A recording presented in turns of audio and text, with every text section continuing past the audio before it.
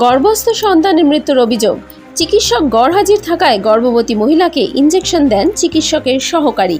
Injection দেওয়ার পরই ওই গর্ভস্থ সন্তানের মৃত্যু হয়েছে বলে অভিযোগ করে পরিবার। তারপরেই স্বাস্থ্য কমিশনের নির্দেশে নার্সিংহোমে ঝুলল তালা।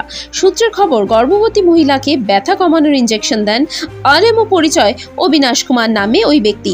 প্রথমে ওই মহিলাকে দেখে এবং তারপর প্রেসক্রিপশনে ওষুধ লেখেন এবং তারপর ইঞ্জেকশন দেন বলে অভিযোগ পরিবারের। ইতিমধ্যে স্বাস্থ্য অধিকর্তাকে তদন্তের নির্দেশ স্বাস্থ্য কমিশনের। আপাতত 8ই সেপ্টেম্বর পর্যন্ত নার্সিংহোম বন্ধ রাখার নির্দেশ। নিত্যদিনের সঙ্গী সকাল থেকে রাত, রাধিকা ড্রেস হাউস। মানুষ পৃথিবীতে আসার ঠিক পরেই তার নিত্যদিনের সব থেকে প্রয়োজনীয় জিনিস কি জানেন? কি বলুন তো? যাকে ছাড়া আমাদের প্রকৃত পরিচয় তৈরি হয় না, যাকে ছাড়া আমাদের নিজস্ব আলাদা করে পরিচয় তৈরি হওয়া কখনোই সম্ভব নয়। রানাঘাটে তৈরি হয়েছে আপনাদের একদম মনের মতো।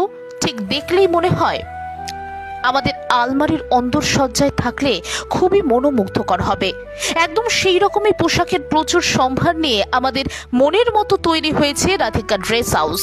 তাহলে আর দেরি না করে চট করে দিয়ে দিলাম যোগাযোগের মাধ্যম আপনাদের কাছে 8509892677।